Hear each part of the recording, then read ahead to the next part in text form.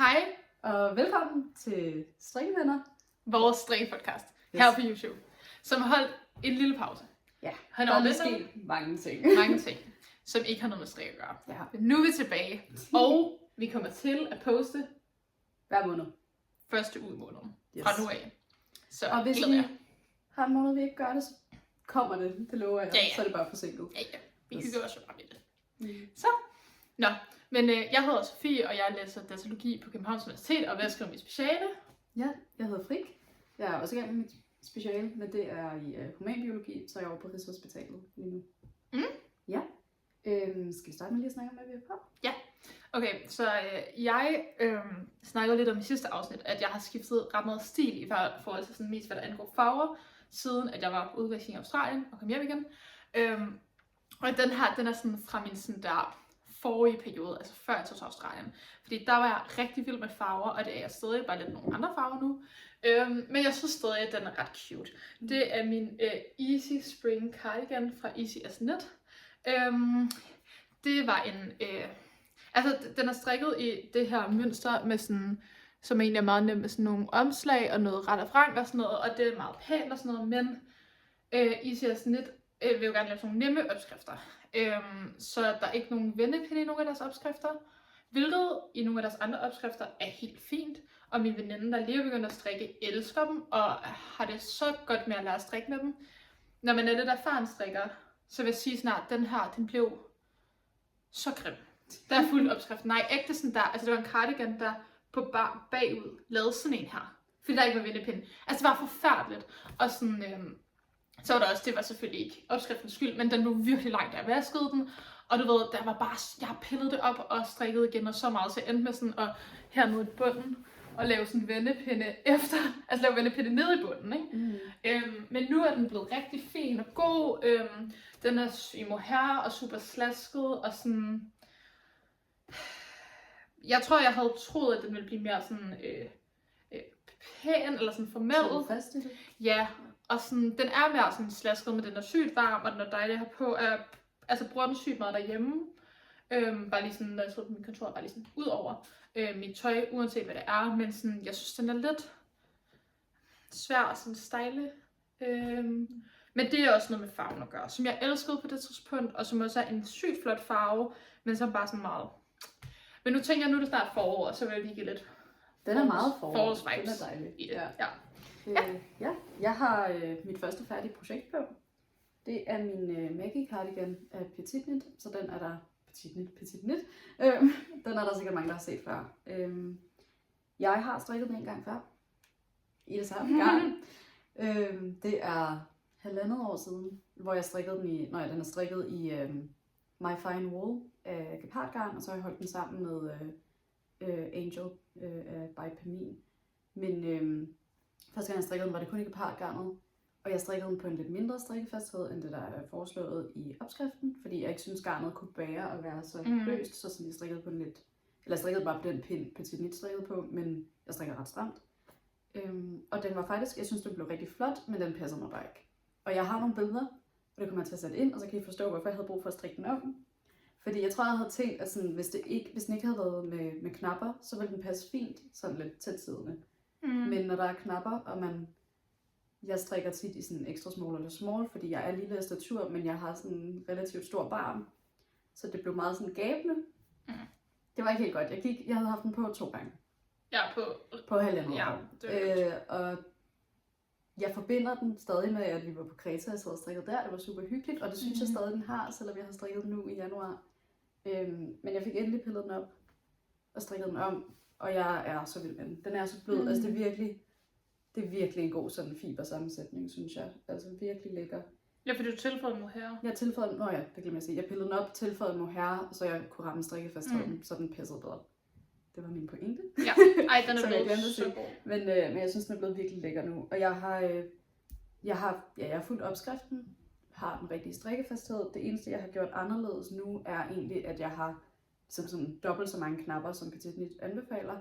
Og det synes jeg, særligt fordi jeg har valgt sådan nogle perleknapper, som er meget små og ikke holder så meget sammen i strikken her, så synes jeg, det er rigtig godt at have flere. Og også fordi, selvom den er løs nu, Så nogle gange så sidder man jo lige sådan her, og så det er altså rart, at den ikke skiller sig alt for meget hen over brystet. Ja. Mega god. Der er en grund til, at den populær opskrift. Altså, den er virkelig lækker. Den er sygt flot. Så dejlig. Og jeg er glad for, at sådan, første gang jeg strikkede den, det kan jeg også se fra billederne, som jeg har sikkert set den tidligere, at den er sådan lidt mere lilla i det. Sådan lidt lilac-agtig. Og jeg kan godt lide at holde den med en grå mohair. Fordi det gør, at den bliver sådan lidt mere muted, og det er faktisk bare lige det, jeg har lyst til nu. Jeg synes, den har været god her i vinteren, men den er også rigtig god som sådan en forårsstrik. Den passer vildt godt til din øjenfarve også. Den er virkelig sådan din farve, synes jeg. Ja, jeg er meget glad for den. Og det er en farverig strik. For frik. For mig. Ja. Ej, der kommer mere farve. Jeg har været rigtig god. Men ja, vil du starte med at tage et færdigt Ja. Så det er jo den her. Det her er den hidtil bedste sweater, jeg har strikket. Overhovedet. Det er min matcha jumper fra Vert Knit, som også er blevet ret mega populær. Ja, men jeg føler mig sådan lidt cool, fordi jeg føler, at jeg har opdaget den lidt. Ja, altså tidligt. Og nu begynder alle at strikke den, ikke? Men den har den her sygt flotte sådan sadelskulder her, og det var den, jeg har snakket om lidt tidligere, de første sådan noget der 16 pinden frem og tilbage op i nakken, og sådan der fuldkommen uforståelige. Men resten af den var så nem. Og så har jeg ligesom været sådan lidt tyvagtig og stjålet sådan fra Scarlet Sweater fra Petit Knit har jeg lavet de her lange masker, som giver den her detalje, og jeg har slået den her på ærmet sådan hele vejen ned. Og det synes jeg giver en virkelig fin detalje, og så er der drejet rib, og altså den er bare sådan, den har en sygt god pasform, den blev sådan der perfekt i størrelsen, sådan, lige sådan der, den er overhovedet ikke oversize, men den er heller ikke sådan tæt. Og så den her flotte røde, som jeg egentlig synes bare sådan går vildt godt til alt muligt, og den er sådan en god basissweater samtidig med den er dejlig, og så jeg har jo tidligere talt om, at den er strikket i en tråd mohair og en tråd Avetta. Og Avetta er jo strømpegarn, så der er sådan noget 20% nylon i. Men, og det var der nogen, der havde kommenteret lidt på i sidste afsnit. Ja, det kan være sådan lidt plastik. Og det synes jeg bare overhovedet ikke, det er. Ja, fordi grunden til at vælge Avettaen, det var fordi jeg gerne ville have den i præcis den her røde. Og det er ligesom kun Avetta, jeg kunne finde den røde. Men jeg synes faktisk, den har sådan, jeg har gået sygt meget med den, og den er selvfølgelig kun 1 måned gammel. Ja, men det var din julesweater, ikke? Det var min julesweater. Altså 2 måneder, faktisk. Ja. Men den piler ikke, måske det er også fordi der er mohair i, så man ikke lægger så meget mærke til det, men jeg synes virkelig, det her nylon giver noget sådan slidstærkhed til den. Så jeg synes faktisk, altså... Jeg synes også, når man rører ved den, det er ikke fordi man tænker sådan plastik, men den er lidt mere syntetisk i det, end hvis man for eksempel strikker. Altså den her, den er jo som smør. Ja, totalt. Men jeg synes faktisk sagtens, den her sweater kan bære det. Ja, jeg kunne faktisk godt finde på at gøre det igen. Ja. Den er strikket med en strikkefasthed på sådan noget omkring 21-22 masker, tror jeg. Så sådan, jeg synes, det tog lidt tid. det var lidt, men det var sådan det hele værd. Og jeg var sådan, den har virkelig motiveret mig til at lave flere sådan enkelte designs, fordi jeg bare har brugt den så sindssygt meget. Og seriøst, når man har strikket de der første vendepind i nakken og sådan noget, så er det bare, det er bare lige ud af denne vej. Den er jo bare lige jeg har faktisk hørt fra andre strikke-youtubere, jeg ser også dem, der hedder Those Twins Who Knit. Der er de også strikket, og de er fra USA, så der burde engelsk ligesom ikke være problemet med opskriften, og de synes også, det var virkelig svært lige til at starte med, at man lige skal holde tungen i munden. Men altså, jeg vil sige, du har fået mig til at være virkelig hooked på den. Jeg kunne seriøst godt finde på at strikke den. Den er en meget lang opskrift også. Den er sådan noget, der er 16 sider, og det hele står tæt. Men jeg tror også bare sådan, altså, jeg må også indrømme, efter jeg kom ned herunder, så bare sådan strikket bare lige ud. Fordi det var sådan noget med, at de ville lave indtagninger hernede ved ribben, og det vil jeg ikke så gerne. Og sådan, jeg kan bare godt lide, at det er sådan lidt straight. Ja. Jeg synes også, den kan bære at være sådan lidt mere boxy, end det, der var anbefalet, og det har du gjort ved at strikke lige. Ja, men det er virkelig sådan, jeg tror, altså, det bliver min nye sådan staple, hvis jeg bare skal strikke en sweater, og jeg gerne vil have nogle detaljer, jeg tilføjer. Fordi den har den her skulder, så synes jeg er så inspireret til, du ved sådan, hvad man kan putte på, altså mønstermotiver, der kan følge ned langs den her vildt flotte skulder, og når man bare har en konstruktion, der fungerer. Så det er sådan, jeg elsker den. Og her er nogle videoer af mig, der er i Portugal. Dem har I sikkert set, men... De kører her, hvis de ikke allerede har kørt. Men den er så flot. Ja, elsker den. Og garnkombinationen kunne jeg sagtens finde på at bruge igen. Selvom at der var nylon i, ja, det var et godt valg. Den er bare perfekt. Og nogle gange er det det er bare sådan der, jeg føler sådan, man føler, at Gud har rørt en, når man laver et strikkeprojekt, hvor sådan, at oplevelsen, strikkeoplevelsen 10 ud af 10, produktet 10 ud af 10, garnet 10 ud af 10. Jeg skal lave mere. Det er dejligt. Jeg synes også, selvom det var din julesvætter, at du kan sagtens have den på hele året, for Ja, den er jo ikke julet, den er bare rød. Ja, også de videoer, jeg har set, hvor jeg har de der lyserøde bukser på, det er sådan, så virkelig rød og lyserød er flot sammen. Ja. Det er sådan en farvekombination, som jeg føler, vi har nævnt mange gange, og som har været trendy længe. Så men jeg synes stadig, den er fed. Altså, helt sikkert. Den er ikke sådan holdt op med at være nice. Nej, jeg føler, at it's here to stay. Ja. Jeg har ikke mit næste færdige projekt ved mig, for det var et giftnet. Det var til min kollegas datter, men jeg har garn. Det var jeg strikkede en Holger-sweater. Hun er 5 år gammel, datteren. Så den er sådan rigtig grislingagtig. Jeg sætter noget billede ind, hvis jeg ikke allerede har gjort det. Men sådan virkelig, det er så rigtigt, virkelig det er så grisling. Og fordi den er jo stribet, så den giver meget grisling. Også fordi jeg har valgt, i stedet for at have rigtig mange forskellige farver, som egentlig er anbefalet, hvor man bruger rester, så hun er virkelig en prinsessepige. Så det skulle bare være lyserød. Så sådan ærmerne er den lyserød, og så kroppen sådan stribet, og den er meget grisling. Jeg har sat nogle billeder ind. Det var et svært projekt. Det var lynhurtigt. Jeg havde noget efterskole-reunion i Jylland, som jeg kunne tage til og fra og strikke på imens, og var sådan rimelig langt igennem den efter det. Så sådan en god børnestrik, vil jeg sige, men det er Petit Nit også rigtig god til. Altså, børnestrik. Jeg tror også, det er det, hun startede med at designe. Ja, det er også ret til på. Ja. Og det kan man altså godt mærke. De er bare fine, synes jeg. Og hvis jeg ikke lige fik nævnt det, så er det Sunday fra Sanders Garn, jeg har strikket i. Jeg har ikke super meget at sige. Jeg tror, den eneste modifikation, jeg har lavet andet end ikke at have vildt mange farver, det er, at jeg har lavet drejet reb i stedet for almindelig reb. Godt at lave drejet reb. Ja, altså jeg kan faktisk godt lide en almindelig reb. Jeg synes, det er meget cute, særligt hvis det er sådan lidt mere fluffy, men jeg synes bare, jeg tror også, jeg har kedet mig lidt. Det er måske ikke det mest sådan stimulerende projekt at have gang i. Jeg synes, der er mange, der taler om, at de synes, det er meget besværligt at strikke drejet reb. Og jeg synes, at hele drejet reb, både drejet vrang og drejet reb, det er irriterende. Ja. Men jeg synes, at strikke drejet ret eller strikke ret, det er for mig det samme. Jeg synes... Jeg mener det må her. Ja, okay. Jeg synes, det går en lille bitte smule langsommere. Men jeg synes ikke, det er et problem. Jeg synes, det er sjovt at gøre noget andet en gang imellem, end det, jeg plejer at gøre. Også fordi jeg synes nemt, i år har jeg strikket i 20 år. Det er virkelig meget. Altså ikke før sådan her til sommer, men det er 20 år siden, jeg lærte at strikke, og jeg synes, det er nemt at sådan falde ned i sådan, jeg ved, det virker, så jeg gør det bare. Og sådan faktisk lige huske, at der er andre måder at gøre ting på. Kan være meget nice. Så jeg har ikke mere at sige. Nej, godt. Okay, mit næste partyprojekt, det ligger til blog lige nu, og det har ligget til blog i halvanden dag, og det er stadig virkelig, virkelig godt.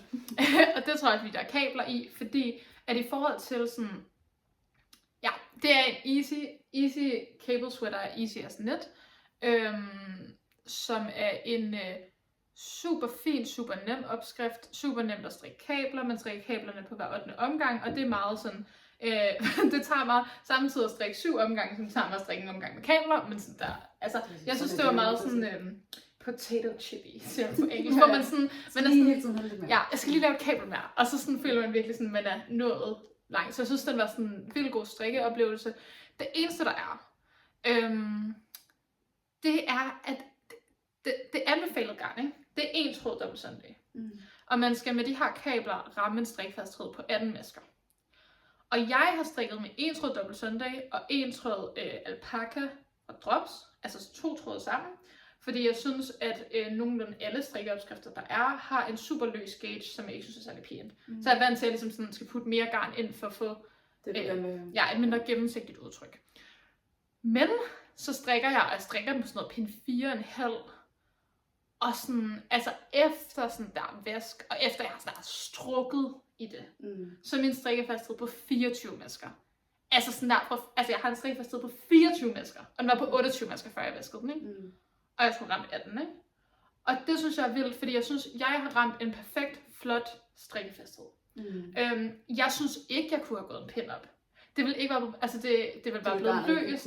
Nej, så jeg forstår simpelthen ikke, hvordan de kan anbefale, at man strikker med 1 tråd dobbelt Sunday, en tråd dobbelt Sunday med en ret tyk følgetråd. Altså det er så off for mig. Jeg forstår det ikke. Men udover det, at det er en super nem, super god opskrift, ingen vendepinde i nakken, men jeg synes ikke, det gør noget. Det er en super nem måde at strikke kabler på. Jeg endte så med, at jeg havde noget at strikke lidt ned af kroppen i en størrelse small. Og så var jeg sådan, det er helt off det her. Så jeg trævlede lige op, og så gik jeg til en størrelse medium, og nu er den sådan blevet sådan tætsædende, hvilket jeg synes er så fint. Altså den er endt med at passe ret godt i forhold til, hvor sådan vanvittigt off en strikkefasthed er.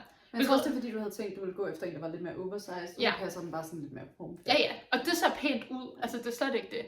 Det er en garnsluger, synes jeg. Jeg forstår heller ikke, hvordan man skal kunne bruge den mængde garn, de har skrevet i opskriften. Men det er måske noget med min strikkefasthed. Anyway, den har slugt virkelig meget garn. Men ud af det var det godt. I størrelse medium, så synes jeg, der var... Jeg tror ikke, det er en fejl, men mønstret går ikke op under armen. Hvilket jeg ikke forstår. Nej. Så jeg endte med sådan at lave og modificere det lidt. Men jeg tror måske i forhold til det sådan, at min skal være en begynderkabelopskrift, synes jeg det er lidt mærkeligt. Fordi man meget nemt kunne modificere noget med, hvor meget man slog op i ærmegabet-agtigt, sådan at mønstret gik op under armen. Og det forstår jeg ikke, hvorfor de ikke har gjort. Har du overvejet at skrive til designeren? Ja, det har jeg lidt overvejet, fordi jeg føler, det er sådan noget... Det kan jo godt bare være et regneproblem, eller sådan... Ja, lidt. Som måske ret lige bliver gjort opmærksom på. Fordi de andre størrelser, der er størrelse small, så gik det op. Nå. Men det var i hvert fald... sende en besked. Ja. Altså lige, du ved ikke noget nederen, bare lige... Ja. Det kan være den fejl. Men udover de ting, så synes jeg, det er en super god opskrift. Det er en super flot sweater. Og jeg elsker, at den har den der ragland, fordi der er kommet rimelig mange af de der all-over kabelsweatre, hvor så ofte de drop shoulder, og der er jeg kommet frem til, at jeg er sådan relativt høj, og jeg har bare ikke lyst til at blive bred også, eller sådan noget. Jeg vil bare gerne være sådan, så hvis jeg skal have noget oversize, så skal det være sådan en ragland, så det mere bliver bredt hernede, og mine skuldre ikke er ikke så bred heroppe. Jeg synes også, jeg er også, nu er jeg lav, men jeg har ret brede skuldre i forhold til min højde, det tror jeg snakkede om før. Så jeg synes tit, at sådan drop shoulder, det kommer ikke til at være så dropped, eller sådan, det sidder stadig lidt for meget på skulderen, og ellers bliver den alt for bred i kroppen, så jeg synes bare aldrig, det sidder sådan helt optimalt. Så vil jeg hellere, hvis jeg gerne stadig vil have et firkantet look, så vil jeg hellere gå efter for eksempel den her, hvor det er en, jeg mener, det hedder contiguous skulderkonstruktion, eller jeg vil gå med en sadelskulder, fordi den også giver sådan ret firkantet look, men uden at det bliver sådan... Det er ligesom matcha, den har meget firkantet look. Præcis. Ja. Men noget jeg har tænkt over i forhold til den her sweater, mens jeg strikkede den, ikke? Det er, at sådan, jeg strikkede den i hvid, fordi jeg gerne ville have en basis sweater. Men fordi den er blevet sådan stram i det, så er halsen også blevet stram. Man kan sagtens få den over hovedet, og den sidder dejligt, det er slet ikke det. Men sådan der, jeg har relativt meget akne, så derfor gør jeg min foundation hver dag. Det vil sige sådan, den her sweater, den skal jeg tage på, beholde på hele dagen, indtil jeg fjerner min makeup og tage den af, fordi at halsen ligesom er blevet sådan... Lidt tæt. Ja, eller sådan, og det tror jeg bare, efter den her sweater, der har jeg lidt besluttet, at hvide sweatre køber jeg. Fordi jeg kommer til at være så bange for at spilde på den her, og sådan, du ved, det gik bare op for mig, jeg var sådan der, du ved, jeg kommer ikke til at kunne slappe af med den på, hvor med min røde sweater, der er sådan der, hvis man spiller lidt rød. Eller sådan, det man ikke rigtigt. Nej, så jeg tror også sådan, at der må man ligesom være sådan der, du ved, ligesom ekstremt tynde sweatre køber jeg også. Hvide sweatre, det må være købesweatre, så er jeg ikke så øm omkring dem. Og så med at strikke, så vil jeg gerne i gang med at strikke nogle basissweatre i nogle andre farver, så det ikke er blod. Ja, så det var det, jeg lærte fra det. Men altså, jeg er virkelig glad for den. Jeg synes også, den er blevet rigtig fin. Ja. Det kan være, når den tørrer, eller når den stadig ligger til blok, vi kan sætte noget billedværk ind, hvis vi ikke allerede. Jamen, jeg laver en video af mig, der har den på. Så kan vi se, om jeg stadig er glad for den. Det kan være, der allerede er foundation på. Det finder vi ud af. Men noget, jeg også lige vil sige, som jeg gør med alle mine sweatre, det er, at jeg strikker sådan noget af kroppen, og så når jeg tror, at jeg er nået langt nok på kroppen, så strikker jeg noget af ærmerne, og når jeg tror, at jeg er nået langt nok på begge ærmer, altså så jeg har sådan en relativt færdig sweater, så blokker jeg den, hvor jeg ligesom har maskewire i, så der stadig er åbent, fordi jeg så kan se, hvor meget den giver sig i længden. Så når jeg først lukker af, efter at jeg ved, at sådan cirka, altså så kan det godt være, at jeg strikker lidt mere, som jeg så først blokker efter at have lukket af, men det er en måde for mig ligesom at tjekke, i forhold til længden. Ja, fordi jeg har også bare længere arm og længere overkroppen opskrifter, så jeg kan ikke følge det. Men den her, den gav sig overhovedet ikke i længden, hvilket var mærkeligt, for der stod, den ville give sig 10 cm i opskriften. Det kan jo godt være noget med det garn, du har brugt. Ja, det er det. Men jeg synes også, det her er en rigtig god løsning, når man ikke gider at lave strikkeprøver og vaske dem. Jeg laver strikkeprøver. Vasker du dem? Ja, jeg vasker alle mine strikkeprøver. Ja, den her. Fordi altså det er ikke en dømmende ting. Jeg Nej. laver ikke strikkeprøver. Altså. Men på den her sweater, der lavede jeg 2 strikkeprøver, konkluderede med strikkefasthed var helt off, og så var jeg bare sådan, I don't get this, nu går jeg bare i gang. Og så tænker jeg sådan, det er jo en ragland, så jeg var sådan, jeg fortsætter jo bare. Ja, til det passer. Indtil at den passer. Og så prøver det de sådan, hvor mange masker er det? Det er sådan 8 masker i gentagelse i mønster, så det er nemt at gøre. Ja, det er jo sådan nemt. Få til at passe. Præcis. Men det er også en god løsning. Jeg tror også særligt efter din oplevelse faktisk med den her, er det rigtig fedt lige at vide, om den sådan giver sig vildt meget. Ja. Jeg tror også bare her, det er sådan noget, man skal ikke strikke i ren mohair. Eller sådan ikke, det bliver bare slaske. Ja, jeg har også en cardigan i ren mohair. Jeg synes, den var rigtig fin, da jeg strikkede den. Jeg kan sætte noget billede ind. Jeg tror, det er cardigan nummer 6. Det må være 6, når vi begge to siger 6. Ja, ellers så står der sikkert en rettelse. Men my favorite things. Ja, det må det være, hvis den hedder nummer 6. Og den er rigtig fin. Men det er også bare, det bliver sådan lidt en slasketing, og jeg tror bare, jeg er kommet frem til, at jeg ikke er så god til sådan en slaskestrik. Ej, den bliver også bare længere i brug. Ja. Det er jo lidt en vibe. Prøv at høre. Jeg føler, at jeg kan se en kvinde for mig gå med en slaske cardigan og own det. Ja. Altså, der er mange kvinder. Det er bare ikke lige os. Nej. Jeg tror måske, når jeg bliver ældre. Jeg føler, hvis jeg havde nogle flere krystaller i mit hjem, så kunne jeg godt. Ja, det er rigtigt. Og jeg dømmer ikke folk med krystaller på det. Men det har jeg bare ikke rigtigt i mit hjem. Hvad hedder det? Din tur. Min tur. Yes. Jeg har fuldstændig glemt at sige, at jeg har kun mine projekter med fra det nye år. Fordi jeg har lavet en video med alle mine projekter fra 25, så jeg vil ikke lige gentage. Så der er ikke så mange. Og den er på engelsk, og man kan se den på Den ligger også her på kanalen. Der er en anden playliste. Hvis jeg lykkes med at kunne finde ud af at bruge YouTube, så linker jeg videoen et sted på skærmen. Vi prøver. Men den er rigtig god. Hvis man kan forstå engelsk, så kan jeg virkelig anbefale. Ja. Og ellers er det bare mig, der kører gennem 1 milliard projekter. Så det er derfor, jeg ikke har så mange med. Så den næste her, det er en hue. Og det er beanie nummer 6. Det er så fedt. Yes. Også my favorite things. Jeg mener, den er et par år gammel, den opskrift. Den var rigtig populær, da den kom ud i hvert fald. Ja, og jeg kan huske, at jeg synes, den var så grim, da den kom ud. Ja, det kan jeg godt huske, du sagde til mig. Jeg synes, jeg var sådan, det er meningen, den sådan imiterer sådan en lammeskindshue. Ja. Og jeg var sådan, hvorfor så ikke bare gå med en lammeskindshue, hvis det er det, du vil have? Hvad er pointen? Og hvad var pointen så? Da jeg så den i år, var jeg sådan, det er den sejeste hue, jeg nogensinde har set. Den er også vildt sej. Så jeg har strikket den. Jeg har brugt alpaca bouclé. Og det er første gang, jeg strikker med bouclé-garn. Og det er ikke sjovt at strikke med, men det giver et vildt fedt udtryk, synes jeg. Det giver sådan meget sådan... Altså det her, det er bare glat strikket og så foldet, så det er vrangsiden, der kommer ud her. What? Ja. Men det giver bare et rigtig fint udtryk. Det er rigtig irriterende at strikke med. En vrangside. Nej, det men den er, det der er, det her garn, det har jo sådan en masse små loops, jeg har noget liggende her.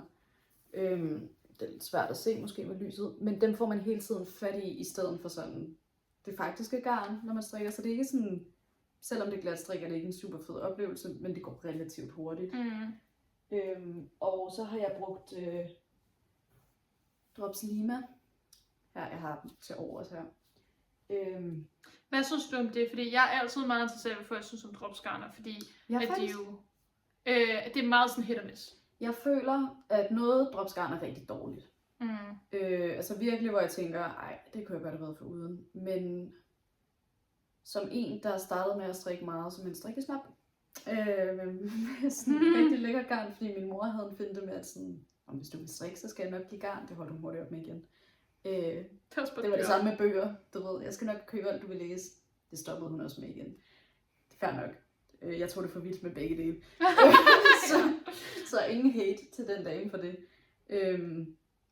Men jeg synes, min pointe er, som en, der har strikket meget, særligt i gepardgarn og isager, og altså sådan ret lækkert garn, så synes jeg stadig, det her er rimelig fint. Altså, Lima er en blanding af alpaca og merino, mener jeg. Det er sådan... Det er sådan ikke blødt. Er det blødere, når det... Jamen, jeg har også holdt den dobbelt. Nå, jeg bliver lidt fast, men det giver også god mening. Fordi jeg vil gerne vil have, at den havde sådan... At den er tæt. At den er tæt, så den holdt dobbelt her. Men ikke i... Jeg færdiggør lige min tanke med garnet. Det er blødt. Det er ikke sådan noget krasgarn. Jeg ved ikke endnu, om det piler helt vildt, fordi det er en hue, så jeg tror i forvejen ikke, den kommer til at pile vildt meget i forhold til, hvordan man har den på. Og jeg har ikke gået, altså jeg har gået meget med den, men det er allerede blevet mildere vejr. Men jeg synes faktisk, det er noget meget fint garn. Og jeg synes, det er blevet en fed hue. Og jeg har lavet en modifikation, jeg så på Instagram. Det kan være, at jeg lige kan finde hendes opslag og lægge ind. Jeg kan simpelthen ikke huske, hvad det var. Som i stedet for, altså nu er garnet jo holdt dobbelt op i sådan i kuplen af huen her. Og det er også meningen, man gør det i de her i-kort, sådan, hvad kan man kalde det? Ja, dem der ligger her ovenpå og gør huen rigtig fin. Det er meningen, at de også er strikket med, at man holder garnet dobbelt. Men jeg så en på Instagram, der bare holdt det enkelt. Og det synes jeg faktisk er meget fint, fordi så bliver det ikke lige så bulky ovenpå. Og jeg tror faktisk, det var noget af det, jeg ikke havde brugt mig så meget om ved de andre. Det var, at de her... Ja, at de var hvide? Nej, der er nogen, der har lavet dem hvide, men der er også nogen, der bare har lavet dem, så de ligesom er dobbelt så tykke. Og jeg kan ret godt lide det her. Jeg kan egentlig lige prøve den på. Nu har jeg lige en hårklemme i. Men jeg synes, den er virkelig fin. Jeg har så indset, at det er rigtig dumt at have pandehår, så det er lige i gang med at gå ud. Men jeg synes, den er så sød. Ej, den er og jeg synes så særligt sød. sådan, at det er godt, at den er sådan... At det er lidt mindre. Den er så sød. Den er sådan på en mærkelig måde sådan en lille smule julet. Den er lidt julet. Jeg føler godt, man kunne sådan... Jeg tror, det er fordi den giver sådan lidt... Den giver sådan lidt skæg-vibes. Ja, den er god. Den jeg er faktisk virkelig glad for den. Jeg føler, jeg har ramblet lidt, men den er virkelig... Det er bare en nice hue, og den er virkelig blød. Jeg føler nogle gange, at sådan huer... jeg kan ikke passe den. Nej, jeg har et meget lille hoved. Jeg strikker den i den mindste størrelse, tror jeg. Det var det, jeg Jeg gav øl, da vi blev studenter, fordi mit hoved er så lille. Ja. Min pointe er, at selvom at den ser sådan rigtig sådan ulden ud, så er det noget ret blødt garn, og jeg føler nogle gange sådan en ren uldhuer. Det er sådan noget, hvor jeg, i hvert fald når jeg får det varmt, så begynder det at klø helt vildt meget, særligt sådan på panden. Så jeg er virkelig glad for den her. Jeg har slet ikke haft nogen problemer med at have den på. Den klarer dig. Tak. Jeg er meget glad for den. Gud, er det mig nu? Ja, det er det. Det er sammen med mig. Okay, men det her det er faktisk et fælles projekt. Okay. Nå, ja. Okay, det er fordi, at once upon a time, så havde Fri strikket en sweater til mig. Og det her, det er sådan virkelig once upon a time. Det er sådan før jeg selv strikkede. Ja. Har du taget billeder af den? Fra før? Ja. Og hvad hedder det? Dengang, altså hvad er det sådan noget der? 2022. Det er virkelig lang tid siden. Jo, det var i... Vent, jeg ved det. Jo, det var i 22. Det var i sådan januar 22. Ja. Frik ville strikke mig en sweater. Det var jeg rigtig glad for. Jeg vidste ikke noget om sweater, så jeg valgte bare randomly den her sweater, som Frik anbefalede mig, som var en hazel sweater af Petit Knit. Ja. Og den her sweater, den har været, sådan lilla i kroppen, blå ærme og lyserødt ærme, fordi det var de farver, jeg valgte dengang. Og det er det, jeg vil kalde bubblegum core. Og det er, det er en fortid, som jeg er meget stolt af, og var en rigtig dejlig og meget glad periode i mit liv, hvor jeg gik i rigtig mange virkelig, virkelig farvestrålende farver. Jeg elskede det, det var dejligt. Nu er jeg et andet sted, hvor jeg åbenbart er blevet mere sådan sad girl, grey girl. Men jeg føler, du har mere min farvepalette. Det er rigtigt, ja, men du er også en sad girl. Så ej, men jeg er bare sådan der kommet hen i nogle andre farver. Og så har mig og Frik, vi begyndt at farve garn selv. Ja. Så vi havde købt noget farve i et farvekit. Og der var blandt andet den her sorte, og jeg ville gerne farve den her sweater. Og fordi den havde sådan forskellige farver, jeg gerne ville have en ensfarvet og sådan noget, så tænkte jeg, safe choice er bare farve den sort. Jeg turde ikke prøve at farve den farve. Så tænkte jeg, nu skal den bare det skal bare ikke være neutral, ikke? Og det gik faktisk rigtig godt. Det var sådan noget med at koge sweateren og sådan noget. Der er lidt sket det, at sweateren den lå lidt sådan i gryden på en måde, hvor at noget af sweateren var lidt over sådan over. Så vi ikke er nede i vandet så godt. Som gjorde, at der stadig skinner noget af det gamle farve igennem. Så man kunne godt farve den igen, men jeg tror, det er kun hvis vi sådan der orker det. Fordi altså nu har jeg den, liggende på mit kontor, fordi den er bare sådan, den er sort, så den er bare god til at smide over alt. Og det gør bare, at jeg begynder at bruge den igen, og det synes jeg virkelig, det der med sådan at tage noget strik, og sådan tænke over, hvordan man kan få det brugt igen, synes jeg bare er virkelig fedt, og også bare sådan godt use of it. Også fordi, altså, den er jo sygt flot strikket, så det vil også være ærgerligt at pille den op, og garnet var det, jeg synes nu ikke er sådan de pæneste farver, så jeg gad ikke engang have garnet. Jeg synes ikke, det var ikke engang sådan, jeg tænkte sådan, wow, jeg vil gerne have det her garn. Ja. Den er strikket per gynt, og den er sådan, det er jo per gynt, så det er lidt kras, men ikke sådan meget. Hvad hedder det? Jeg har jo lavet nogle modifikationer, ja, der er strikket, men jeg skal fortælle det, fordi jeg der måske kender Hazel ved, at den normalt har sådan en slids i hver side. Hvis jeg ikke har sat billeder ind, så kan jeg gøre det. Men vi snakkede, det var en sparringsproces, da vi valgte garn og hvilken sweater det skulle være og sådan.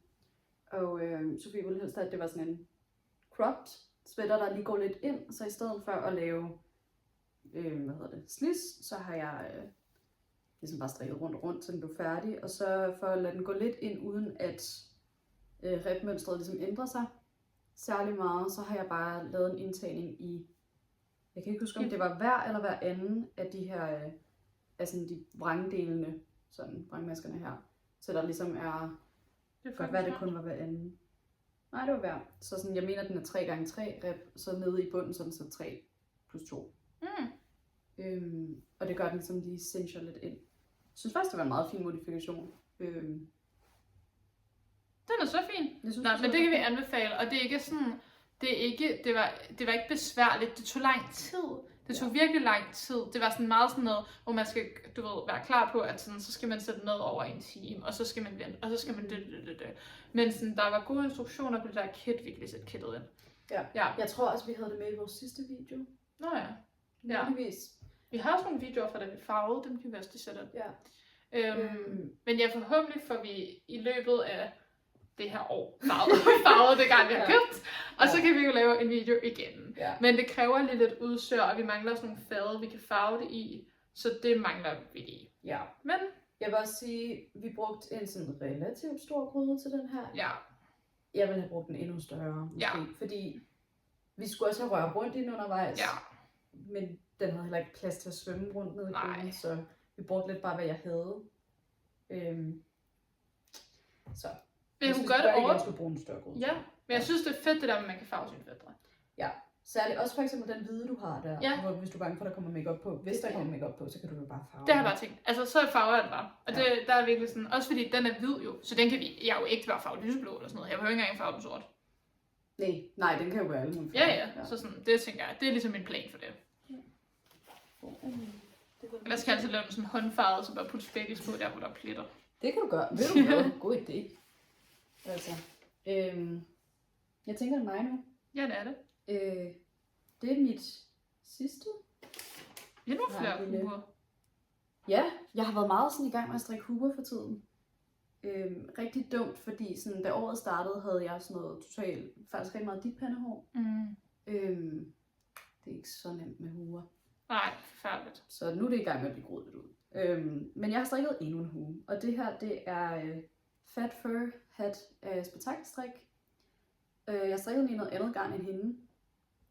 Hun strikker den i en lidt tykkere garn holdt sammen med noget mohair, men jeg havde mohair til overs fra min julesweater, som jeg snakkede om i sidste video, og også i min, at jeg har strikket det med lemmer, som jeg gerne ville strikke en hue i, og jeg tænkte, at jeg havde nok, jeg ved ikke hvorfor jeg var så ambitiøs, for jeg endte op med at strikke sådan 6-trådet mohair, så jeg har skulle købe mere garn. Men den er så chunky, man strikker den som sådan en, sådan en her. Jeg ved ikke, det var meget. Jeg blev ret over. Jeg så det bare den sådan. Ja, den er virkelig lang. Så man strikker ligesom sådan, hvad kan man kalde det, en pølse? Altså det kan man jo. Jeg kalder den en pølse. Og så fluffer man den ligesom ind i sig selv igen. Så jeg vil give et rør. Altså. Et rør, der er lukket i begge ender. Så den er meget, meget chunky. Og så er det meningen, man børster den med en mohairbørste. Jeg har ikke en mohairbørste, men jeg har sådan nogle velcro-roller til mit hår. Ej, har du børstet med den? Hjælp. Det er fordi, jeg vil se, om det virkede. Og jeg er ikke imod at have en mohairbørste, men jeg har aldrig skulle bruge det før. Og jeg var sådan lidt, jeg ved om det virker. Hvis det virker, kan jeg lige så godt bruge den. Også fordi jeg tror ikke, at jeg kommer til at strikke meget andet, der skal børstes. Så hvis jeg skal strikke noget, der skal børstes igen, så skaffer jeg mig en. Men... Altså jeg føler også sådan, at strikke med børste mohair er jo vildt flot, men det er også sådan noget sådan lidt en feature, som man bruger på et projekt eller sådan. Ja, det er ikke sådan, jeg har ikke lyst til at have en sweater, der er børstet for eksempel. Det er sådan en accessory ting. Men jeg kan lige... Tror du ikke, at man kunne lave en flot vest i børste mohair? Jo, det kunne man måske godt. Jeg tror, jeg vil blive lidt overstimuleret af det. Jeg er autist, og fnuller skal begrænses en lille bitte smule. Men jeg synes, den er virkelig sød, og jeg har faktisk det garn, jeg holdt den sammen med, min julesvætter. Det var sådan noget, jeg tror det er alpaca, også fra Drops. Det er Drops, den mohair fra Drops, jeg har strikket. Nå, ja. Fordi, jeg ved ikke, jeg er lidt broke. Jeg er studerende. Men også sådan, jeg føler ikke, det er bare det. Det er også fordi, du strikker så meget. Jeg strikker virkelig meget. At hvis du skulle strikke alle de dyre ting, så vil jeg ikke have råd til mad og husleje. ja. Men i hvert fald, så det garn, jeg holdt det sammen med, som er samme farve, har jeg strikket sådan en lille bitte tørklæde i, som jeg måske har nævnt. Jeg har i hvert fald nævnt det i alt, jeg har strikket. Så jeg synes, det er rigtig sødt at sådan have den her hue sammen med en lille tørklæde, og så har jeg sådan en stor brun uldjakke. Og det synes jeg bare er... Det er faktisk bare virkelig cute. Og jeg er rigtig glad for den. Jeg tror ikke, jeg strikker den igen, fordi... Jeg tror også, jeg har nævnt den som et projekt, jeg var i gang med i vores anden strikke. Hvor den har bare ligesom ligget lidt, fordi det var lidt kedeligt at strikke. Det er et meget, meget langt rør i forhold til den hue, fordi den er jo ligesom dobbelt så lang. Ja. Men jeg er vildt glad for det færdige projekt her. Jeg synes altså, også, den er virkelig sød. Nu siger jeg sådan noget lidt kontroversielt, ikke? Men det er vel også begrænset, hvor mange uger man har brug for. Det er rigtigt. Men jeg er stadig sådan virkelig meget i huehumør. Altså, du må gerne strikke den til mig, for jeg har jo kun købehuer, fordi jeg synes, det er kedeligt at strikke huer. Ja, det er også lidt kedeligt. Men jeg synes faktisk også, nu så jeg kigget på mine projekter fra sidste år. Altid sådan i januar og februar strikker jeg virkelig mange sådan accessories, altså sådan huer, strømper. Det er bare sådan lidt det, jeg gør. Fordi jeg tror måske bare, jeg er lidt træt af svætre der. Så det har jeg også gjort i år. Jeg er heller ikke færdig med huer endnu.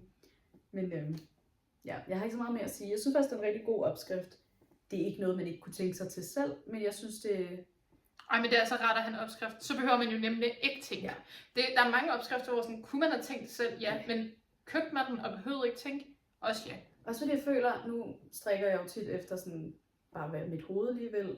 Og det er rigtig fedt, men det er også bare nogle gange rart at være sådan, jeg skal bare ikke tænke. Det skal bare være sådan pausestrik-agtigt. Og så kan det være virkelig rart bare at finde en opskrift, selvom man måske godt kunne finde ud af den selv. Og jeg vil sige, at det fungerer rigtig fint bare at holde sådan 6 tråde mohair sammen. Jeg kunne godt finde på at strikke den igen, hvis jeg bare vil rydde op i mohair. Så den får det ligesom marblesvætteren, som jeg strikkede. Der er jo mange, der strikker den i sådan reste mohair. Ja. Og jeg tror faktisk, den har kunne få meget det samme look, hvis man bare brugte den til reste mohair. Men jeg føler også godt, at man kunne strikke noget som... Altså fordi marble, der skal man jo have vildt meget mohair, ikke? Ja. Men man kunne godt strikke sådan noget med 4 tråde mohair, og så bare vælge en svætter, og så bare have nemlig få det der sådan...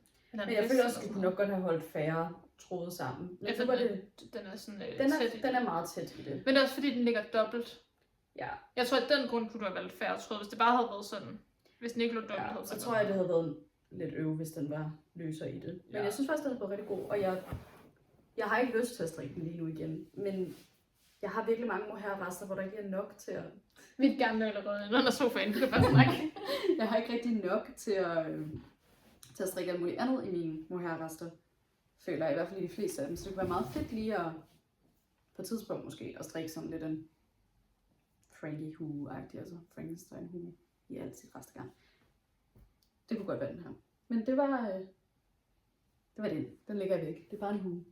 Nu går jeg over til i gang med projekter. Er det okay med dig? Ja, det gør jeg også bagefter. Okay, perfekt. Okay. Så i gang med projekter. Okay, jeg er i gang med den her. Det er min Fanø-sweater, men Fanø-sweater. Ja, nu kan I lige se her. Den er faktisk på. Jeg tror heller lige, at jeg vil sætte et billede ind, så man kan se det lidt bedre, men det er sådan en mønsterstrik her. Skal du hjælpe? Nej, det er klart. Der kan man se, det er en ravland. Altså sådan. Ja. Ja, men det er min Fanø-sweater, og det er det jo på den måde, at Fanø er strikket ned fra op. Og efter min forfærdelige oplevelse med at strikke Nighthearted Slipover, som blev ekstremt kort på mig ned fra op, fordi jeg har en lang overkrop, så er jeg så færdig med at strikke ned fra op. Aldrig igen. Fordi jeg blev nødt til at kunne tilpasse længden. Ja. Det er altså også et større monteringsprojekt, når den har ærmer. Ja. Så derfor så har jeg strikket. Derfor følger jeg opskriften fra sweater nummer 13. I forhold til sådan... fordi det perfekte er, at Fanø sweater har 11 masker her i ravlanden, som bliver lavet på sådan en sygt flot måde. Og det har den også. Og så har jeg tilføjet lidt, altså sådan lidt detaljer hister herfra. Altså, du ved, ribben med drejet rib, og så har jeg lavet den her detalje fra Amy sweateren med det her rullede sådan glasstrik. Og Ja, så det er sådan lidt alt godt fra strikkeland, men det er ligesom sweater nummer 13, som ligesom er min basisopskrift, ikke?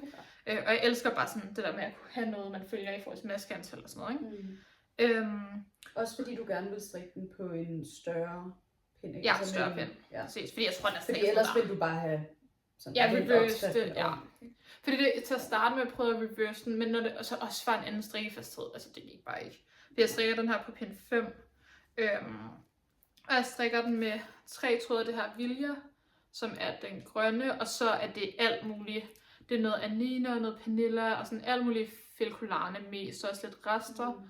Noget drops alpaca af den hvide, og ja, jeg kan lige Kitty putte det ned i. Ja, vi kan lave en lille beskrivelse. Men jeg synes, at det er altid spændende, når man går i gang med noget flerfarvestrik med så mange farver. Der er 6 farver. For altså, man bliver sådan lidt spændt på, om det bliver pænt. Men jeg synes faktisk, at når jo flere farver, der kommer på, jo mere sådan tilfreds bliver jeg med det. Men det er et projekt, hvor jeg er glad, hvis jeg bliver færdig i år. Og det har ikke noget at gøre med, at den nødvendigvis er svær at strikke, for jeg elsker at strikke mønsterstrik. Ja. Det har noget at gøre med, at jeg har gang i 6 forskellige farver, ikke? Og det var måske det, jeg ikke lige tænkte over.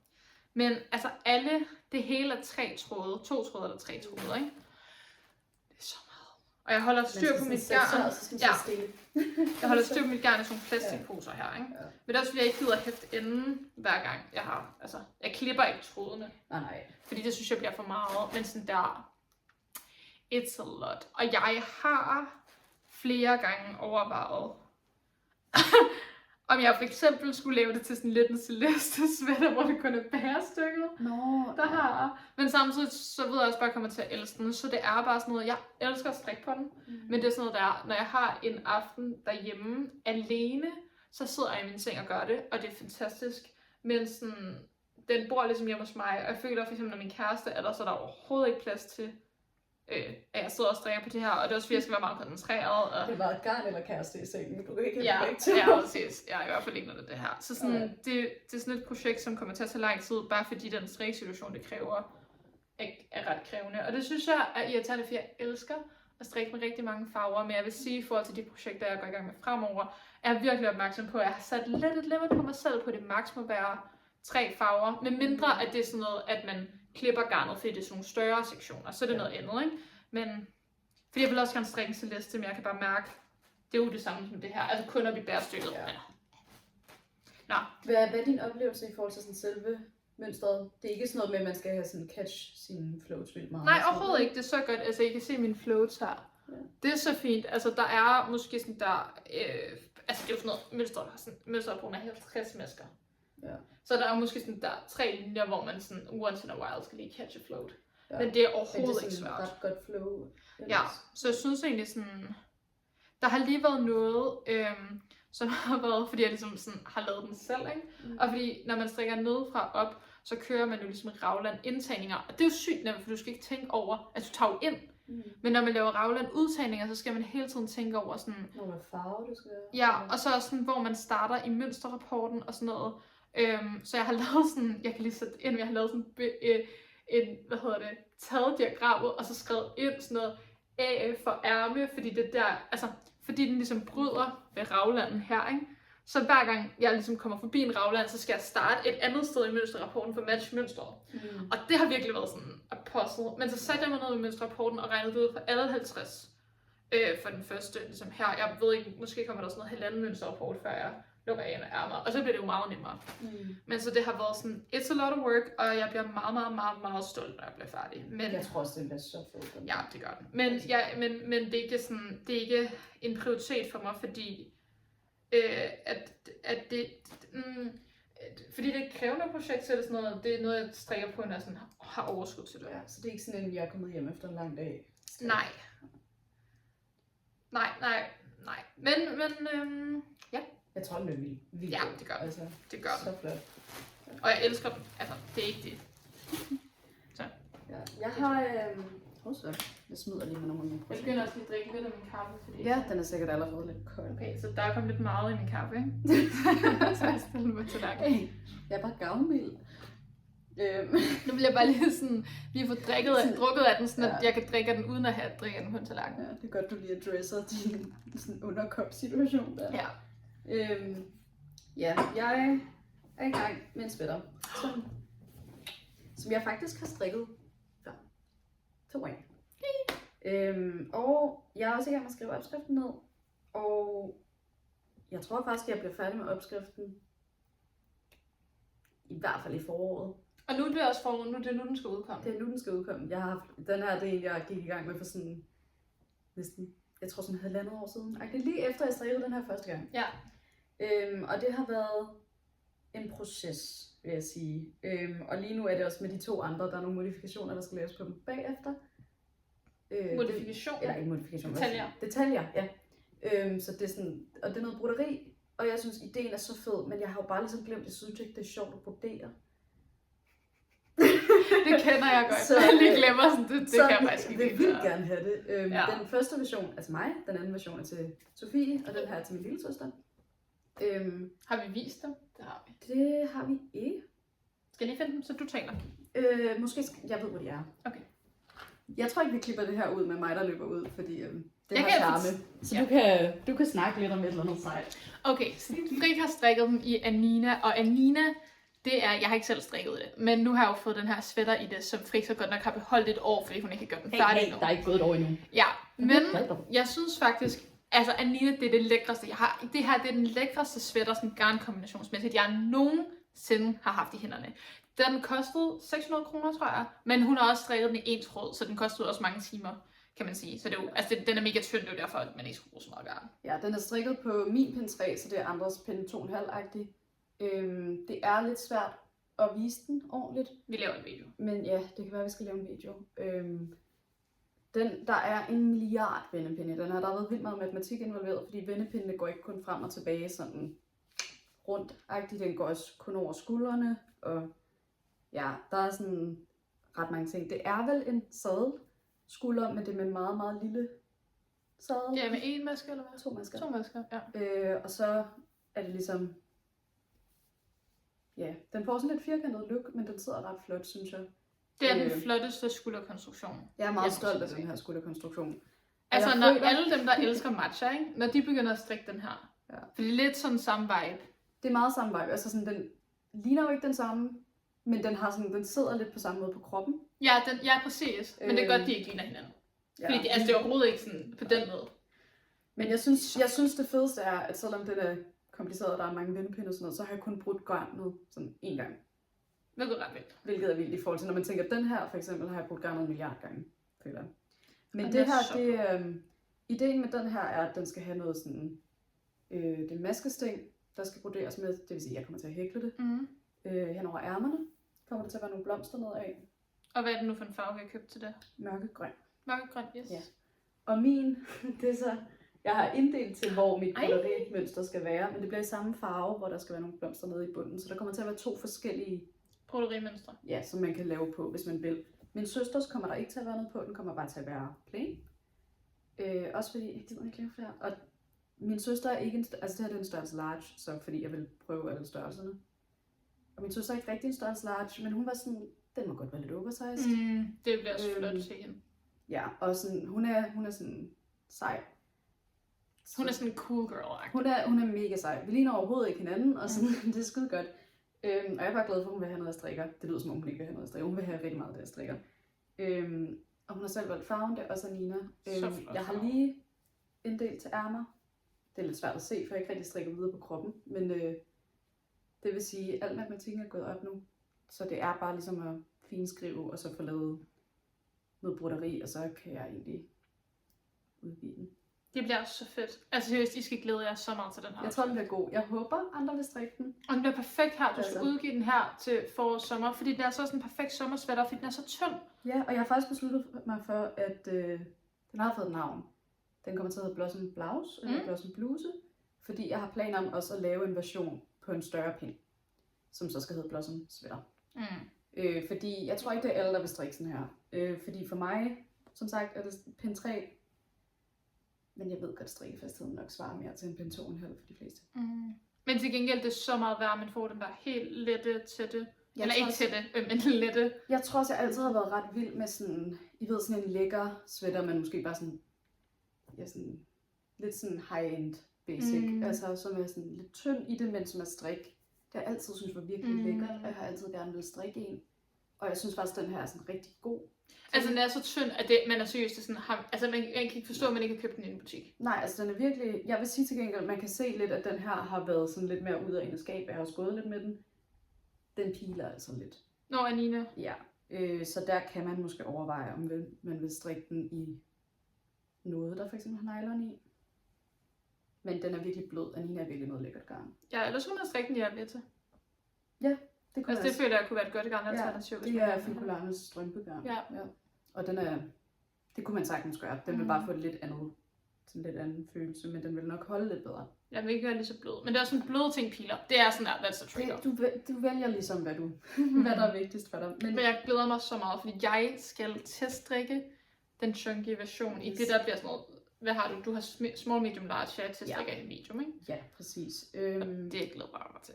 Det bliver så meget, fordi sådan... Jeg tror, den bliver god. Jeg tror også, den bliver sådan lidt mere menneskelig. Har du nogle garn idéer til det? Jeg kan jo rigtig godt lide Purlana fra Gepardgarn. Så jeg tænkte lidt Purlana plus enten en mohair, eller måske faktisk en alpaca følgetråd. Fordi jeg kan rigtig godt lide alpaca. Ej, Purlana med alpaca følgetråd, det vil også være godt. Purlana har også alpaca i, og det har bare sådan en virkelig flot drape. Og jeg føler, at selvom den så bliver tykkere, så får den stadig det der sådan lidt... Det er også perfekt, så rammer den på de der sådan 18-19 masker. Ja, præcis. Som ikke er sådan, hvor man stadig føler, at man har en tynd sweater-agtig. Ja, hvor man altså, det føles ikke sådan en chunky sag, men den er måske for dem, der ikke har lyst til at strikke en hel sweater på en 3.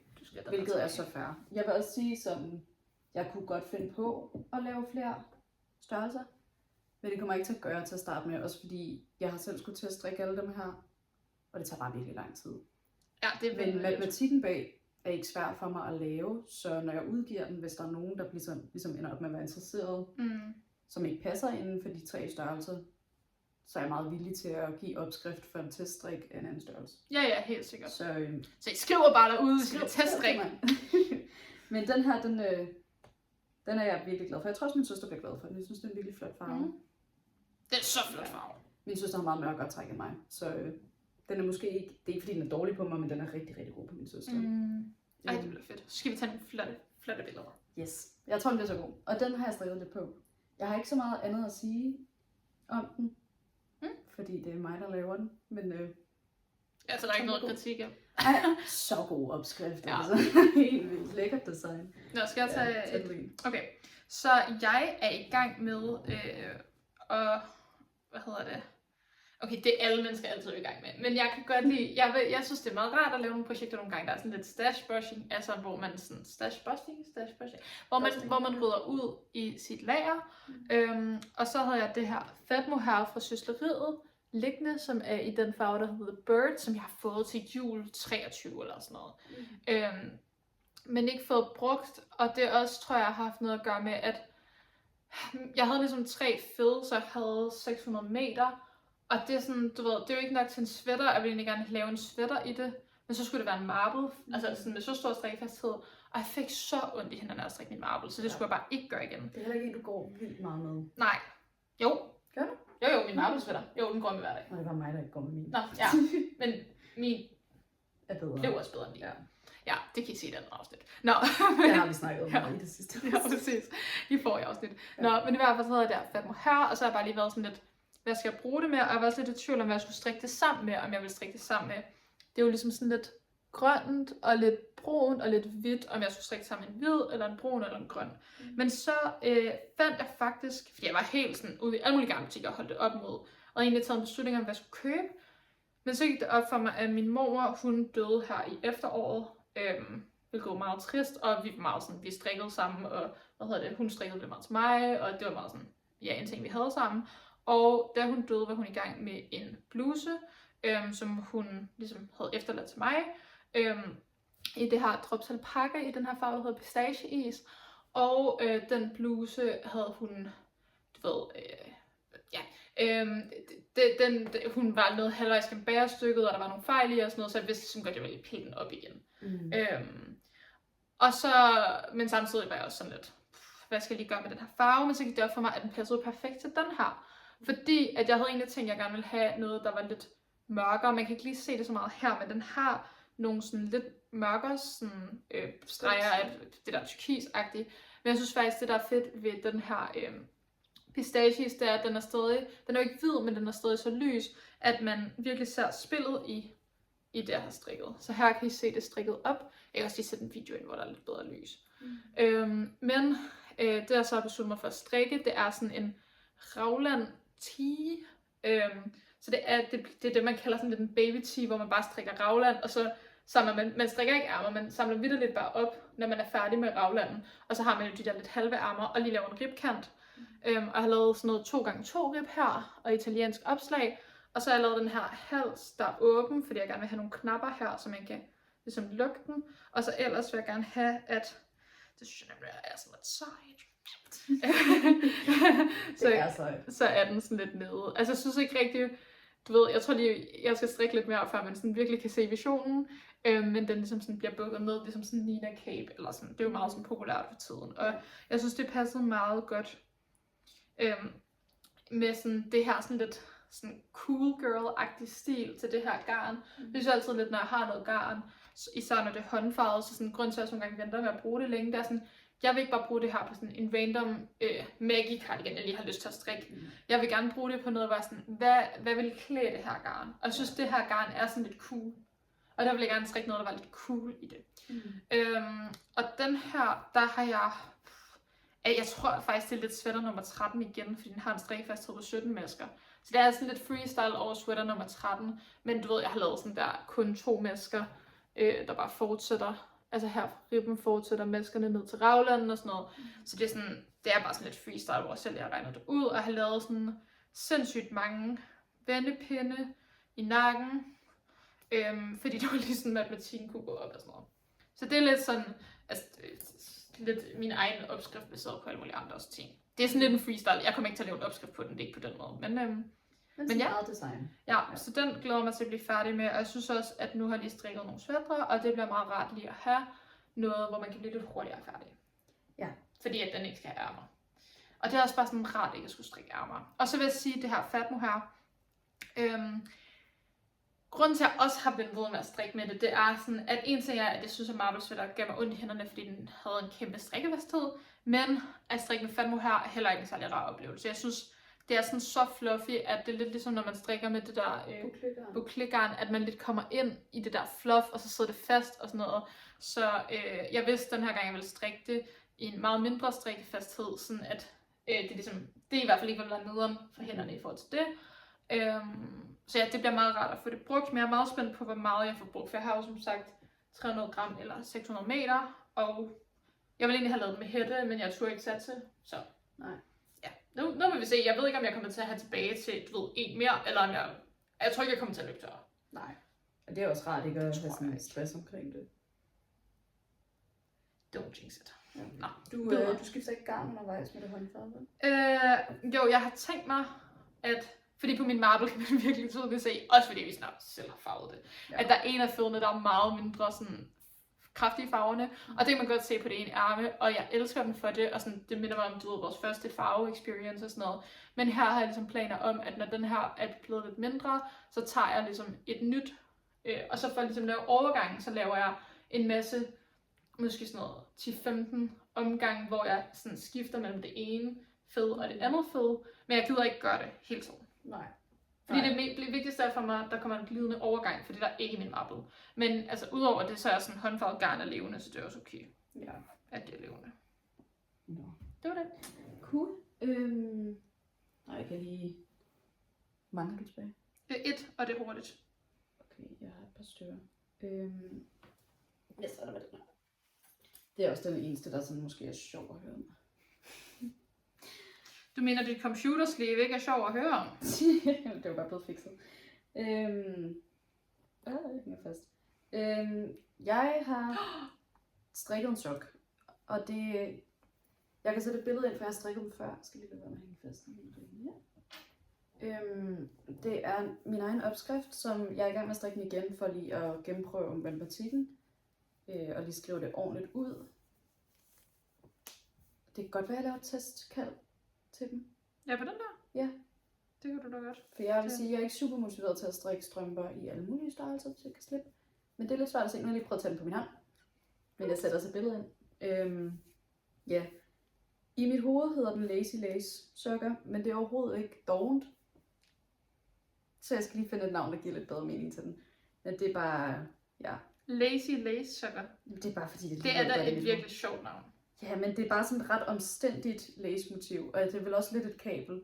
Så jeg skal lige finde ud af, om jeg synes, det giver mening. Det kan godt være, det er det, de ender med at hedde. Men jeg strikker i noget håndfarvet strømpegarn, jeg har haft liggende vildt længe, uden at sådan, vende det op. Vende op. Fordi jeg kan rigtig godt lide med håndfarvet garn, kan jeg bedst lide at strikke strømper. Fordi jeg synes, det er svært at finde et større projekt, jeg har lyst til, er med håndfarvet garn. Altså sådan en mere sådan garment. Dyrt med håndfarvet garn til dit projekt. Ja, og sådan, jeg har en enkelt sweater, som jeg faktisk går meget med, som er med håndfarvet garn. Den der, ja. Den gider jeg ikke snakke meget om, fordi jeg synes, det er lidt irrelevant. Men sådan, det er bare ikke særlig tit, jeg strikker andet med det, så jeg er rigtig glad for at købe strømpegarn, der er håndfarvet. Og jeg har den her, der hedder, det er bare Fine Sock fra Life in the Long Grass, eller LITLG. Lige mærket her, det er så lige spejlvendt, fordi vi filmer, så vi kan se os selv. Men ja, det var sådan en strømpegarn, som jeg synes er vildt flot. Det er virkelig, virkelig flot. Og det er et projekt, jeg er i gang med, fordi jeg har strikket den ene sok, jeg er ikke gået i gang med den anden. Og det skal jeg lidt have gjort, fordi ellers ender den op med at bo på sådan en lille ensom sokkeø, og det er trist. Den ser lidt sjov ud, den er ikke blokket, og ja. Men jeg tror, den bliver vildt god. Jeg synes faktisk, det går rigtig fint op. Alt det der, jeg ligesom har lavet. Alt matematikken. Også fordi mønstret skal laves anderledes for at lave andre størrelser, så det går op ordentligt. Og det har jeg også ligesom regnet på. Så det bliver nok også en forårsting, at jeg i hvert fald laver testkald til den. Så hvis det har interesse. Nu skal I lige skrive alle sammen i kommentarerne, hvor meget I glæder jer til frisopskrifter, så vi virkelig kan få hende motiveret, fordi det girl vil gerne starte til at strikke noget. Ja, og jeg vil sige, det bliver nok annonceret på min Instagram, som er vidt underligt. Det har jeg også skrevet ned i kommentar, eller nede i beskrivelsesboksen der. Jeg har ikke så meget andet at sige om den, andet end jeg skal strikke den anden. Også. Og jeg synes, de er virkelig fede. Det er rigtig meget sådan drejet reb, så hvis man ikke kan lide det, så det her nok ikke lige opskriften. Men jeg synes, de er virkelig flotte, og særligt virkelig flotte på foden. Men jeg kan lige sætte et billede ind af de hvide, jeg har strikket, hvis jeg ikke allerede har gjort det. Er det mig? Yeah. Ja, okay. Meget hurtigt. Jeg var gået i gang med den her hat. Jeg kan ikke huske, hvad den hedder. Ej, der er kommet lidt blade på. Okay, den er i alpaca, den er i 3-tråd alpaca. Det er sådan en virkelig populær hat, der var meget populær. Hedder den måske en Albertebølle? Det er sådan en bøllehat i sådan noget... det er sådan lidt en bøllehat hue-agtigt, vi sætter et billede ind. I 3-tråd det her bouclé, og nu kan jeg bare mærke... Ej, der er også faldet, jeg skal... Jeg kan bare mærke, at du ved sådan... Jeg kommer ikke til at gå med den. Og så langt er jeg heller ikke nået. Så jeg tror, jeg piller det op, men så ved jeg ikke, hvad jeg skal gøre med alt det her alpaca, fordi jeg gider ikke strikke det. Men, er det den samme som den? Ja, det er den, du strikker. Jeg synes, du mangler noget syre på det her. Fordi jeg skal måske åbne et nøgle mere, end ja, okay, du må gerne få det her. I hvert fald. Men i hvert fald, sådan, det er meget fint. Altså, den var virkelig populær, og den er også rigtig cute. Men, jeg ved ikke, jeg tror bare lige sådan... Ja, det var bare... Nej, altså det var meningen, det skulle være sådan et projekt, jeg kunne have boende hjemme hos mine forældre, så jeg ikke behøvede at have et strikprojekt frem og tilbage. Og jeg vil stadig gerne efterlade et eller andet lille projekt, sådan en sofaskaf hjemme hos dem eller sådan noget. Men du ved, kender det, når man bare var sådan, du ved, jeg gik i gang med den sådan noget der for... Jeg tror vitterligt, det er vinteren 24, den var populær. Og jeg ved det her. Jeg føler, der er et eller andet, der dæmrer i forhold til, hvad det er for en, men jeg må sige, jeg har ikke set meget. Så jeg er nok bare gået død, og samtidig så sådan der. Det vil jo tage mig så kort tid at strikke den færdig. Så jeg tror faktisk også, at lidt der kunne overveje og sådan spørge min søster, som godt kunne være lidt mere til den her stil, om det ville være noget, hun tænkte, hun havde lyst til at få. Fordi sådan, jeg har ikke noget med at strikke den færdig, det er ikke så meget det. Nej, men det er dumt at strikke noget, man ikke vil bruge, eller har andre, der vil bruge. Så det er bare lidt ressourcespil, ikke? Det. Og projektet har også været blevet væk i lang tid, og sådan noget, og så er det bare sådan, ja. Jeg kender. Hvad fanden? Jeg tror, det var min cumulus, der også bare sådan var på sådan hiatus, mens jeg var i gang med at flytte for 3 år siden. Men det var alt for mig. Jeg skal virkelig tisse. Hvor meget har du tilbage? Jeg kan speede igennem dem, for det er ikke særlig interessant. Okay. Det første, jeg har, den har lige slået op til i morges, så den er ikke i gang. Men det er endnu en beanie nummer 6. Den er til min mor. Hun har lige haft fødselsdag. Så ikke så meget at sige om den. Så har jeg et computercover, jeg strikkede for lang tid siden, men hvor lynlåsen var gået løs i, så den har jeg fikset. Det er lavet sådan med udgangspunkt i, jeg tror den hedder Marie Purse. Ja, måske. Petite Petit Knit. I hvert fald en af de der Marie ting. Og jeg har ligesom bare lavet om på, hvor mange mennesker jeg skulle bruge og sådan noget. Og så har jeg noget foran i. Den er flot. Jeg synes, den er cute. Jeg bruger den hver dag, og jeg er glad for at have fået den fikset.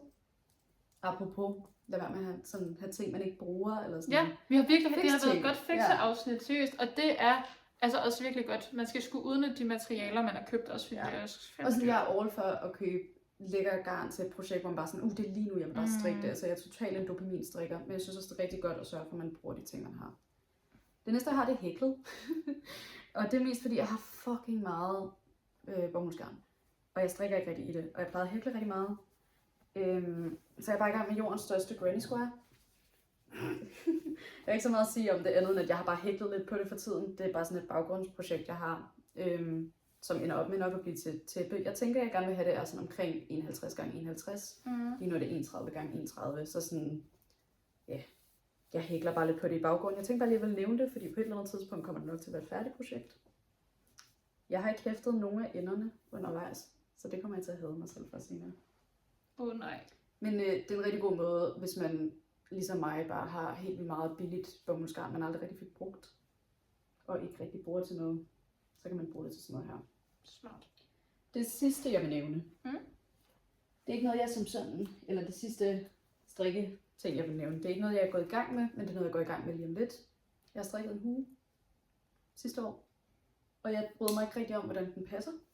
Den er sådan lidt for badehætte, så jeg har tænkt mig at pille den op, strikke den lidt løsere strikkefasthed, måske lidt flere masker, og så strikke den sammen med det her Alva garn fra Filcolare. Ja. Perfekt. Må jeg nævne en ting til? Ja. Det er bare sådan Du mig. har seriøst nævnt 48 projekter på 2 minutter. Efter vi... Det er ikke et projekt, det er bare Og mig. den der må vi gerne bruge tid på. Det kan min blære godt tilgive dig, ja. Okay, jeg har set, at folk har lavet sådan nogle bingo-plader. Så fedt. Og det synes jeg er fucking cute. Så jeg har besluttet mig for, at sådan, det er ikke sådan en, jeg skal nå det hele, men jeg har fundet 25 projekter, hvor jeg sådan, eller 25 ting, som jeg tænker, at jeg i løbet af 2026 kommer til at strikke. Så det er ikke sådan noget, hvor jeg sådan, nej, det skal jeg bare, eller det skal lige præcis være den her. Det er mere sådan, jeg kommer nok til at strikke et hver ende. Så jeg har lavet sådan en lille bingoplade, og jeg sætter sådan nogle små guldstjerner på, når jeg har fuldført det. Og det er, sådan, det er bare lidt blandet. For eksempel er der en cardigan, har jeg allerede strikket. Og den tækker så også ligesom et glatstriksprojekt af. Så der har jeg valgt bare at sætte en stjerne for begge to, så jeg nok kommer til at lave flere cardigans og glatstrikkede Men kan du så ikke sætte 2 stjerner på? Jo. Det kunne da ikke være meget spørgsmål. Jo, og så tænker jeg sådan, så er der nogle af dem, hvor jeg sådan, det er måske ikke noget, jeg er sådan 100 på, jeg kommer til at gøre, men hvor jeg tænker, at det kunne være virkelig fedt. For eksempel vil jeg gerne lave noget til mit hjem. Jeg har set den her, jeg tror den hedder Stella Quilt Cushion. Jeg kan sætte et billede ind, som jeg har set på vildt længe og virkelig gerne vil lave. Så nu hvor den står på mit lille bingo-kort, så er man motiveret. Så kan det være, at jeg laver den. Og så er det også noget, du ved, et projekt fra mit garnlager. Prøv noget nyt garn. Jeg har allerede prøvet bouclé og så Angel by Pamin. Og sådan, så tænker jeg, jeg kommer også til at lave en Petit Knit opskrift, men jeg er rimelig sikker på, at jeg gerne vil lave en af Jenny opskrifterne. Så sådan, bare sådan lidt blandet godt, hvad jeg tænker, jeg kommer til at lave i løbet af i år. Og det er ikke sådan en, jeg skal nå det hele. Det er ligesom bare mig, der synes, det er lidt sjovt at motivere mig med nogle guldstjerner. Den skal jeg altså også lave. Men det, som jeg har hørt fra folk, der har lavet den, det er altså i stedet for Make 9, som tit er som de der, hvor man laver 9 firkanter med projekter. Det smarte ved bingopladen, det er, at man bliver stadig... Altså, det handler ikke om, at du skal udfylde hele bingopladen. Det handler om, at man kan få nogle rækker, eller giver det mening? Og det synes jeg er mega fedt. Så jeg kommer så meget til at lave den her, så snart vi er færdige med at finde den. Ja.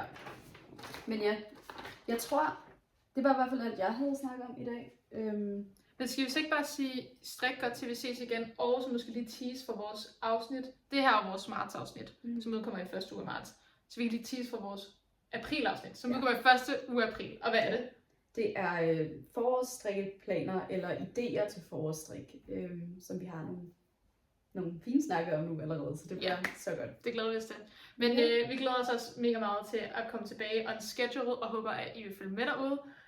Og endelig skriv en kommentar med, hvad I har strikket på, mens I så det her afsnit, fordi det synes vi altid er sindssygt hyggeligt. Og vi elsker når jeg kommenterer. Yes. Yes. Så, Like, subscribe. ja.